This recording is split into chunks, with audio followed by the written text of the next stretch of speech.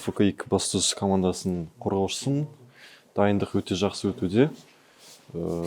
Бүгінгі матчта толықтай тырысып, ұтуға тырысамыз. Қарсылас команда өте мықты команда, мықты игроктар бар. Солар ойынға дайындалып, енді ұтуға тырысамыз.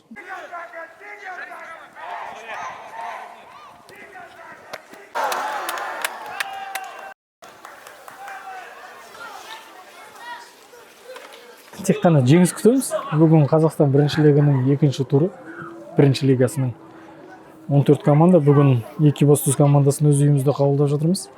Есеп әзірге 0-0, бірақ біз тек қана жеңіске ойнаймыз.